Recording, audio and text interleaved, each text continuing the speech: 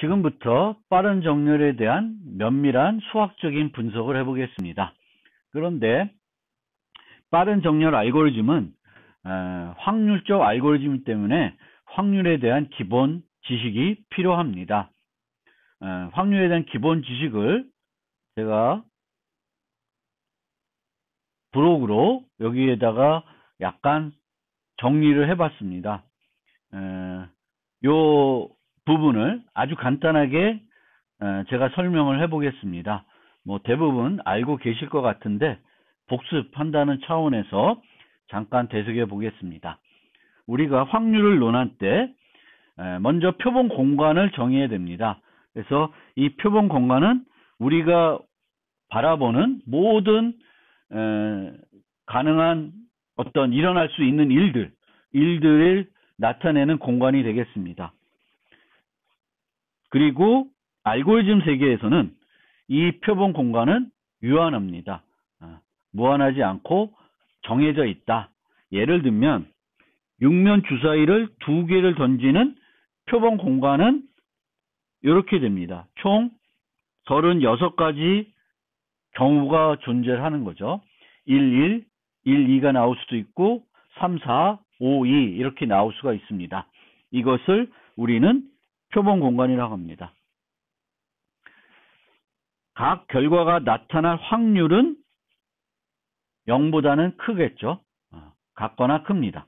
0일 수도 있고 같거나 크고 사실 당연히 여러분도 알고 있겠지만 이 표본 공간은 이 모든 가능한 경우를 나열했을 때 이들의 확률을 다 더하면은 1이 되는 거죠.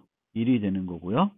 육면 주사위 2개 던지기에서 특정한 요 1이 나올 확률은 전체가 36개니까 36분의 1이 되겠습니다. 그러면 확률에서 사건이라는 것은 이 표본 공간의 부분 집합이 되겠습니다. 그리고 이 사건이 발생할 수 있는 확률들은 그 사건들의 확률들을 모두 더한 것이 됩니다. 그러면 육면 주사위 2개 던지기에서 결과합이 7인 경우는 16, 61, 25, 34, 43, 52, 6가지가 존재합니다.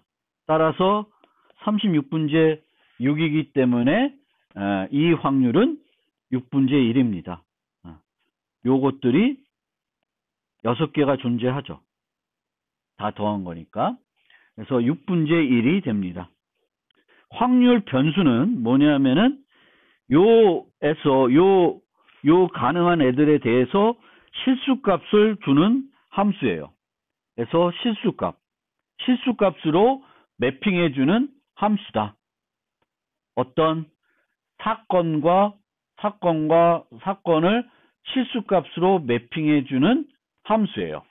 예를 들어서 x라는 확률 변수를 우리가 어떻게 정의할 수 있냐면은 육면 주사위 2개를 던지기에 결과의 합을 x라는 확률 변수로 나타낼 수 있습니다. 그러면 이 x값이 7이 될 확률은 6분의 1입니다.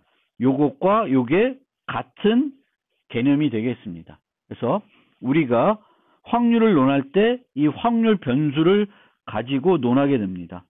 이 확률에서 어떤 일들이 벌어지는데 그 일들을 함수로 정의하는 거죠. 그리고 그 함수가 어떤 값이 될 확률들이 있을 거고 이 x라는 확률 변수의 기대값을 우리가 구할 수도 있습니다. 즉 육면 주사위 2개 던지기 결과의 합인데 그러면은 이 x는 얼마일까? 우리가 평균적으로 기대하는 값은 얼마일까? 요걸 의미하는 것입니다. 그래서 확률 변수 x의 기대값이라는 것은 이렇게 표현하는데 x의 평균값입니다. 그러니까 아까 육면 주사위 2개 던지기의 결과의 합의 기대값은 얼마일까? 평균적으로 얼마가 될까? 1이면 2고 2는 3이고 6은 12가 돼요. 그럼 이것의 기대값이 얼마가 되냐면은 2 곱하기 36분의 1 요거를 다 해서 다 더하면 되겠고, 그걸 실제 구해보면은 7이 된다는 걸 알 수 있습니다. 그래서 육면 주사위 두 개의 던지기에서 결과 합, 우리가 기대하는 그 결과값은 평균적으로 7이 된다라는 것입니다. 그래서 확률 변수를 만들고 우리가 보통 구하고자 하는 것은 기대값이 되는 거예요. 그래서 기대값을 구하게 되면 우리가 원하는 확률을 계산해 낼 수 있습니다. 그 다음에 기대값의 선형성입니다. 여러 개의 확률 변수가 있을 때 그 확률 변수들을 더했을 때의 기대값은 각 개별 기대값들의 합이 된다라는 거예요. 그리고 이 기대값의 선형성은 아주 중요한 특징을 갖고 있는데, 이 확률 변수들이 서로 독립적이 아니어도 성립한다는 거예요. 이것의 결과는, 이 식은 이 확률 변수들이 서로 독립적이, 서로 영향을 주지 않아도, 서로 영향을 줄 수 있어도, 독립적이지 아니라는 건 서로 영향을 줄 수 있는 거고요. 그 영향을 줄 수 있어도 이것이 성립한다는 거예요. 예를 들어서 육면 주사위 두 개 던지기에서 x1이 첫 번째 주사위 값이고 x2가 두 번째 주사위 값이면은 요 xi 값은, 요 x1의 기대값은 3.5죠. 1이 될 수도 있고 2가 될 수도 있고 3이 될 수 있고 4가 될 수도 있고 5가 될 수 있으니까 요것들의 그 평균 값을 구해보면은 기대값은 3.5가 돼요. 왜냐면 얘네들의 합이 이렇게 되죠. 그리고 그것을 6으로 나눠야 되니까 결국은 2분의 7에서 3.5가 됩니다. 그런데 기대값의 성형성, x1과 x2를 더했을 때의 기대값, 두 개의 던지기에서 x1과 x2를 더했을 때의 기대값은 뭐냐면은 얘도 3.5, 3.5이고 7이 나오죠. 즉 얘와 같다는 걸 알 수 있습니다. 그래서 육면 주사위 두 개의 던지기 결과 합은 하나의 기대값과 또 다른 거의 기대값을 더한 값과 같다라는 것입니다. 그래서 그렇게 이해하시면 되겠고, 그것까지 이해를 하면 이제 우리가 지금 분석하려는 빠른 정렬 알고리즘의 시간 복잡도를 분석할 수 있습니다. 죄송합니다. 그런데 요 뒤에 있는 걸 보시면은 우리가 확률을 떼질 때 이제 조건부 확률이라는 개념을 좀 아실 필요가 있고, 그리고 이 곱은, 아까 합은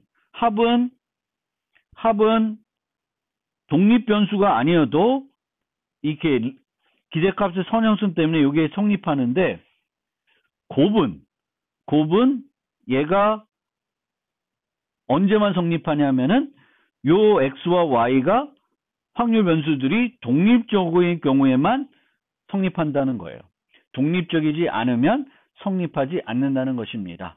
그것의 예로 얘가 있으니까 살펴보시길 바라겠습니다.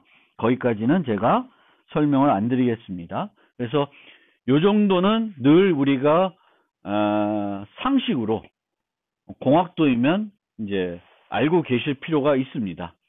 그래서 확률에 대해서는 더 복잡한 개념들이 있겠지만 최소한 이 정도는 확률에 대해서 우리가 알고, 이런 주사위를 가지고 나타난 다양한 현상들을 우리가 수학적으로 분석할 수 있으면은 복잡한 것들도 분석할 수 있다. 웬만한 경우에는 분석할 수 있다는 것을 말씀드리고 싶습니다. 그러면 되돌아가서 우리가 실제 하려고 했던 그 빠른 정렬의 시간 복잡도를 확률을 이용해서 분석해 보겠습니다. 수학적 분석입니다.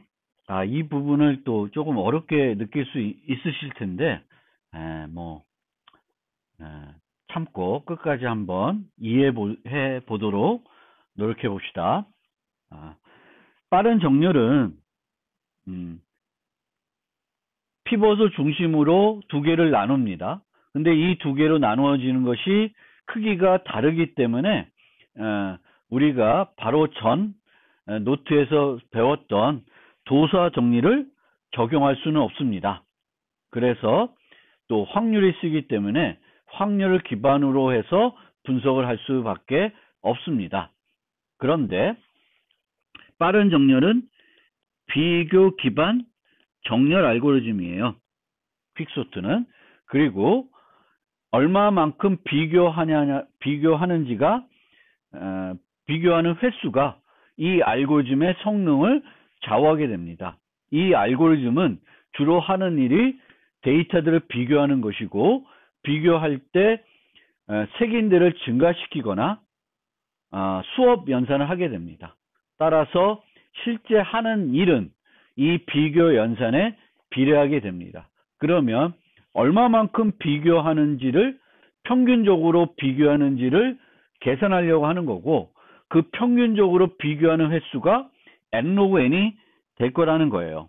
그러면은 확률적이니까 우리는 표본 공간과 확률 변수를 정의해 가지고 이 비교 횟수를 기대값을 구해야 되는 것이죠. 그러면 우리가 정의하려는 확률 변수는 뭐여야 되냐면은 비교 횟수와 관련된 확률 변수여야 돼요. 우리가 일어날 수 있는 사건들을 비교 횟수로 매핑하는 거죠. 매핑하는 확률 변수를 정의해 가지고 분석을 하겠습니다. 그러면 표본 공간은 어떻게 정의하냐면 가능한 모든 랜덤 피벗의 선택입니다. 우리가 정렬할 때 피벗들을 계속 선택을 해서 최종적으로 정렬하게 됩니다. 이 피벗을 어떤 피벗을 선택하냐에 따라서 그 비교하는 횟수들이 또 분할되는 크기들이 달라집니다. 그래서 가능한 모든 랜덤 피벗의 선택을 표본 공간으로 정의하게 되겠고, 확률 변수 시그마는 확률 변수 시그마가 아니라 C가 확률 변수를 어떻게 정의하면은 여기 있는 사건에 대해서 하나의 시퀀스에 대해서 비교한 횟수를 우리가 확률 변수 C로 정의하게 되겠습니다. 그러니까 어떤 랜덤한 피벗들을 쭉 선택해서 정렬을 했어요.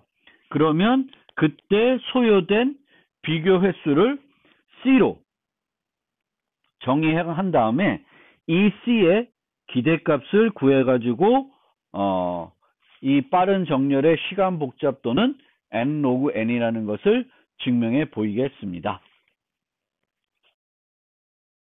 확률 변수 C를 분석해야 되니까 C를 식으로 뭔가 나타내야 됩니다.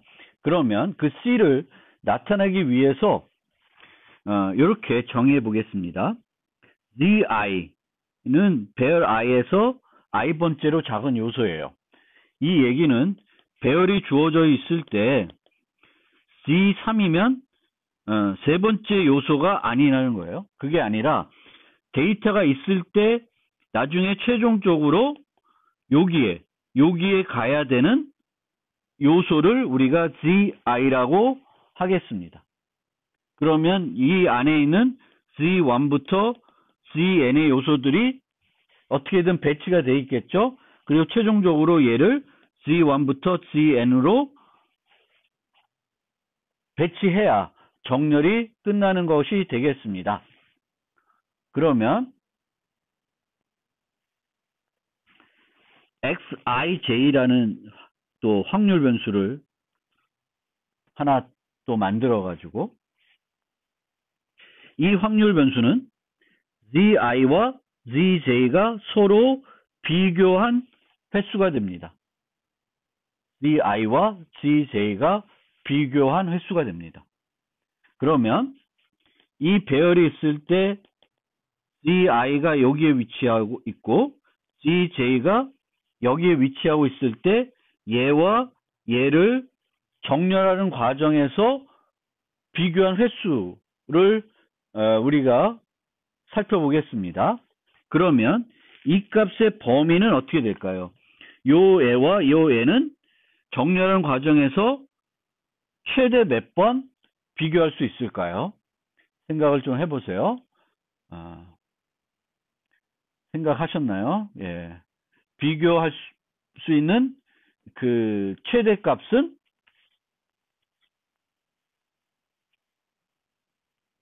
0 아니면 1입니다. 그럼 왜 0 아니면 1일까? 그것을 살펴보기 위해서는 언제 비교가 일어나는지 살펴볼 필요가 있습니다. 빠른 정렬에서 항상 피벗은 다른 모든 값과 비교를 합니다. 그러면 첫 번째에서 어떤 피벗을 선택을 해서 얘를 일로 옮겨 놓으면 얘는 나머지 애들과 다 비교를 합니다. 피벗으로 비교하고 나서는, 그러니까 어떤 얘는 피벗이에요. 그럼 이 피벗은 다른 모든 애랑 비교를 해요. 그러면 얘는 일로 가고 이쪽으로 어떤 애들이 가고 이쪽으로 어떤 애들이 배치가 됩니다. 이렇게 배치되고 나서는 여기 있는 값과 여기 있는 값은 절대 서로 비교하지 않습니다.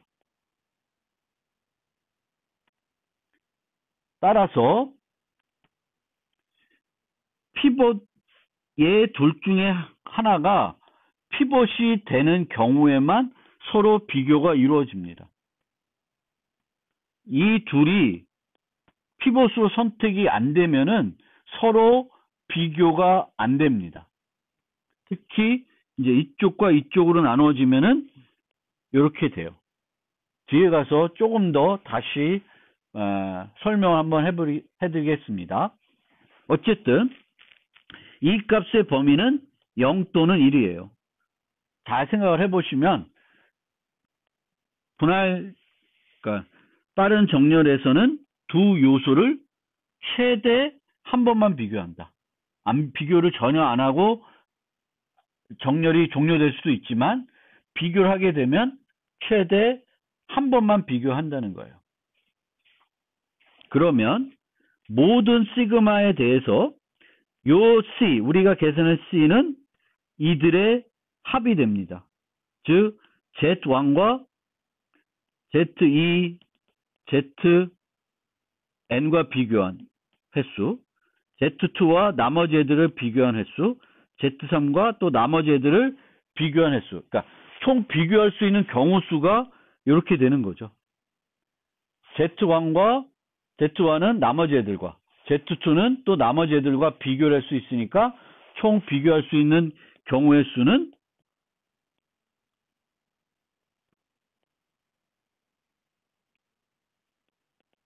이렇게 되니까 이렇게 되죠. 요만큼 경우의 수, 비교할 수 있는 경우의 수는 이만큼이 됩니다. 그러면 요 C는 요것들의 기대값에 합이 돼요. 합이 되는 거예요. 왜냐하면 우리가 방금 제가 확률에 소개해드린 게 2의 C는 2의 요 합이고 시그마고 요 시그마는 요 시그마들의 합이 돼요. 그러니까 우리가 2의 x1, x2의 기대값은 2의 x1 더하기 2의 x2예요. 그래서 이 값이 여기로 들어가는데 그거는 이렇게 계산할 수 있고요.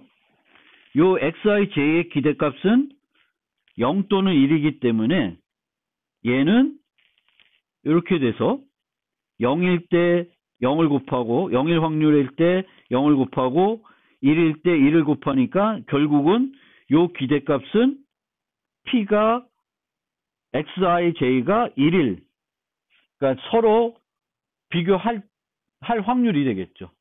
비교할 확률이 얘의 기대값이 됩니다. 얘와 얘가 일치한다는 거죠. 그러면은 결국은 요걸 계산하면은 우리가 이 C를 계산할 수 있습니다. 그러니까 G1과 G2를 비교할 확률, G1과 G3를 비교할 확률, 얘네들을 다 더하면 되는 거예요. 확률을 다 더하면은 요 C, 전체 비교 횟수, 평균 비교 횟수를 계산할 수 있습니다.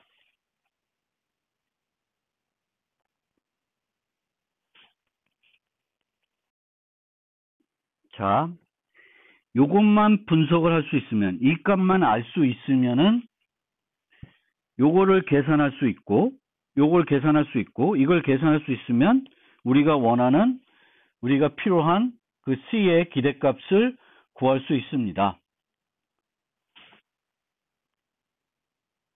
그러면 요 확률이 어떻게 될지 한번 분석해 봅시다. 우선 INJ에 대해서 GI와 GJ가 있을 때 GI와 GJ를 비교할 확률을 구해봅시다. 그것이 바로 요거죠. XIJ가 1일 확률이니까 요 GI와 GJ를 비교할 확률을 구해야 되는데, 만약에 피벗을 ZK로 선택을 했을 때 어떤 현상이 벌어지는지 생각을 해봅시다. ZK가 ZI보다 작으면 그 얘기는 ZK가 여기 있고 ZI와 GJ는 이쪽에 있다는 거예요.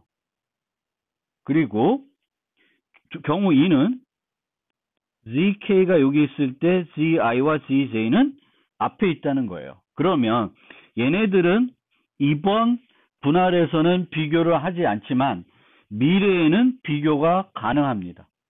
그런데 만약에 GI는 GK보다 작고 GJ는 GK보다 크면 어떻게 되냐? GI는 왼쪽으로, GK는 오른쪽 재계호출로 전달이 됩니다. 이 경우에는 절대 비교되지 않습니다.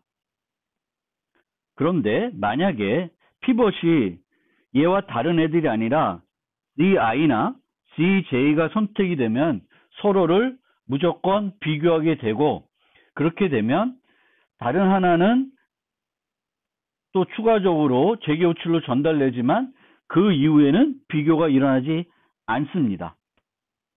즉, 이 둘 중에 하나가 피벗으로 선택이 되면 비교가 이루어지고, 한 번만 이루어진 다음에는 절대 이루어지지 않는다는 거예요.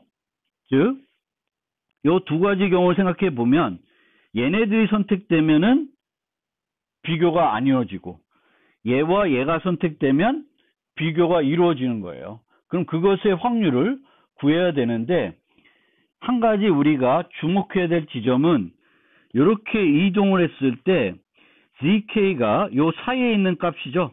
그러면 같이 이동하게 됩니다. GI와 GJ가 어느 한쪽으로 이동하게 되면 요 사이에 있는 값들, 요 사이에 있는 값들이 얘인데 요 값들도 같이 이동을 합니다. 그러면 그렇게 이동한 애들이 있어요. GI고 여기가 GJ고 나머지 애들이 GK예요. 그러면 요들들이 다 똑같이 피벗으로 선택될 수 있는데, 이 중에 얘와 얘가 선택이 되면 어떻게 돼요? 비교가 이루어지는 거죠. 그러면 얘네들이 피벗으로 선택될 전체 확률은 요만큼이 됩니다. 그리고 이 중에 얘와 얘가 선택이 되면 비교가 일어나요. 그래서 이렇게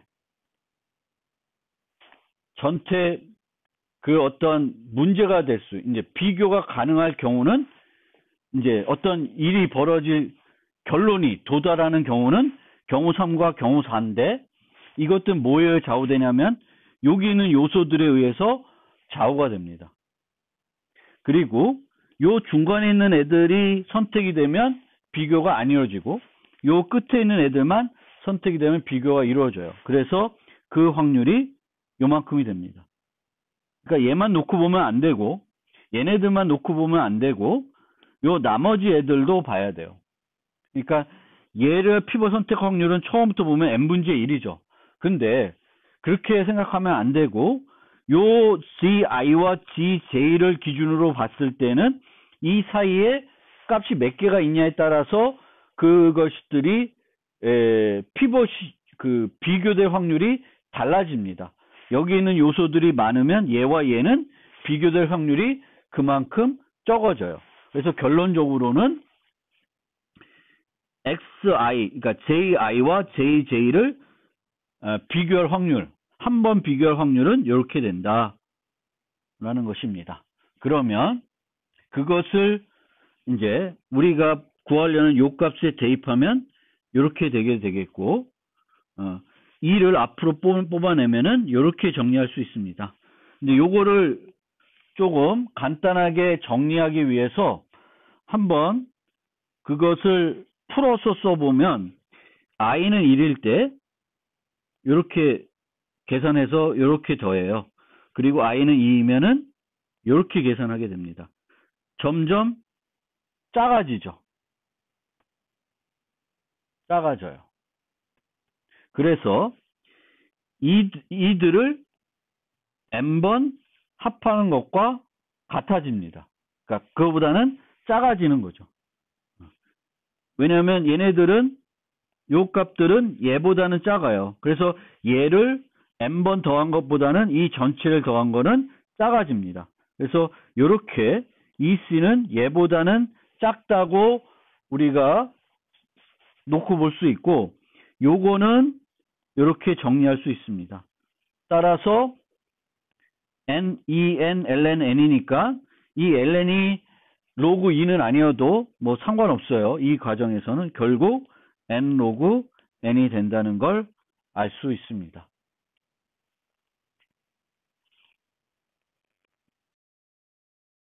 이제 빠른 정렬의 그 정확성도 증명을 했고 시간 복잡도도 분석을 했습니다. 그러면 이제 이 장을 마무리하면서 비교 기반 알고리즘의 최적이 n 로그 n이라는 것을 설명해 드리겠습니다. 비교 기반 정렬 알고리즘의 한계, 그 한계는 n 로그 n보다는 빠르게 할 수 없다라는 것입니다. 비교 기반은 요소들을 비교해서 크고 작음을 판단해 가지고 그 위치를 바꿈으로써 정렬하는 알고리즘이 되겠습니다. 그러면 왜 n 로그 n보다 빠를 수 없는지 살펴보면 기본적인 아이디어는 우리가 몇 번 비교안에 따라서 그 입력을 구분할 수 있어야 올바르게 정렬할 수 있다는 것을 의미하기 때문에 그걸 이용해서 한계를 증명하고자 하는 것입니다. 살펴보면 비교를 0번 하면 이 배열과 이 배열을 구분할 수 없습니다.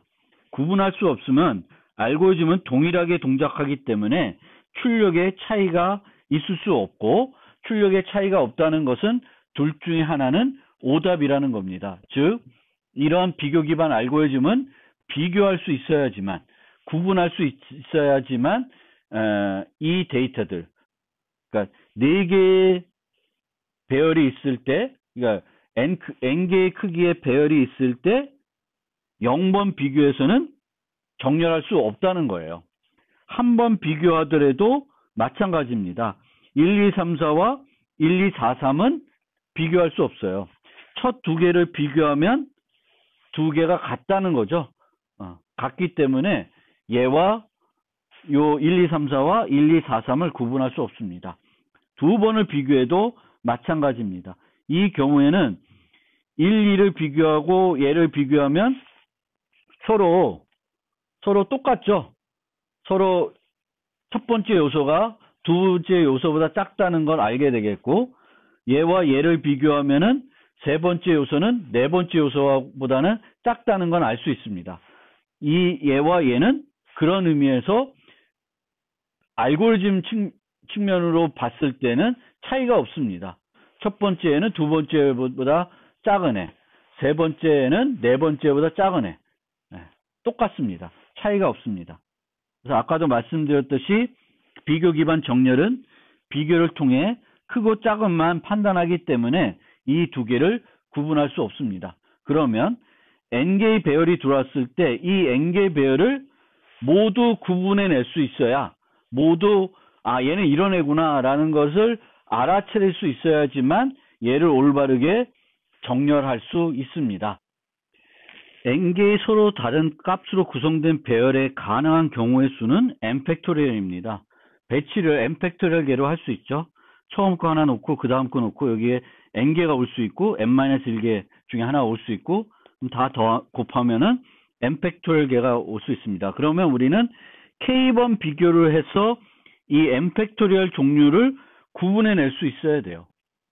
그런데 한 번 비교하면은 몇 개를 구분해낼 수 있냐면 한 번 비교하면 두 개를 구분해낼 수 있고 또 여기서 한 번 더 비교하면 이 네 개 중에 뭔지를 어떤 애들인지 비교해낼 수 있습니다. 즉 k번 비교를 하면은 이 k개를 구분해낼 수 있어요. 그러면은 이 k승이 n팩토리얼보다 크면 n팩토리얼 개를 구분해낼 수 있다는 것입니다. n팩토리얼은 n의 n승보다는 작기 때문에 당연하죠. 이렇게 러프하게 잡더라도 이게 성립을 해야 되겠고 그러면 k는 양변에 로그 2를 취하면 n 로그 n이 되겠습니다. 따라서 n 로그 n번 우리가 비교를 하면은 n팩토리얼 개를 구분해낼 수 있다. 이 때문에 비교 기반 정렬 알고리즘 한계는 n 로그 n이라는 걸 알 수 있습니다. 끝으로 그러면 비교 기반이 아닌 알고리즘에는 뭐가 있냐? 쉽게 이해할 수 있는 걸로 버켓 정렬이라는 것이 있습니다. 그래서 버켓 정렬은 입력 데이터가 알려진 범위 내에 균일하게 분포되어 있는 경우에 사용할 수 있는 알고리즘입니다. 일정한 수의 버켓을 준비해요. 이게 버켓이라 그러면 데이터들이 쭉 있으면은 이 데이터들을 물론 이 버켓의 크기는 이 데이터보다는 데이터의 크기와 거의 비슷해야 돼요. 그러면 얘를 보면 얘는 여기에 들어갈래, 얘는 여기에 들어갈래를 이렇게 집어넣게 됩니다.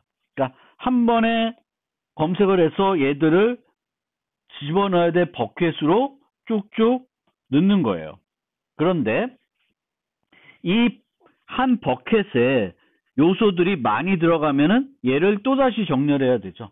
그래서 이 버켓들을 어떻게 준비할 수 있냐? 균일하게 분포되어 있으면은 뭐 예를 들어 정수들이 균일하게 분포되어 있는데 10개가 온다. 그러면은 5보다 작은 거, 10보다 작은 거, 100개까지 오면 15보다 작은 거 이렇게 해가지고 얘가 어떤 사이다 그럼 1로 집어넣고 1로 집어넣은 다음에 다시 얘네부터 배열을 만들어내면 정렬할 수 있는 겁니다. 그래서 범위를 n등분하여서 버켓을 준비하고 입력 배열을 스캔해서 각 요소를 버켓에 삽입합니다. 그러면 이게 ON의 비용이면 각 버켓에 삽입할 수 있고 각 버켓을 또 리니어하게 검색을 해가지고 최종 정렬할 수 있습니다. 각 버켓 내의 정렬은 ON이 아니라 O1에 할 수 있어야 되겠죠.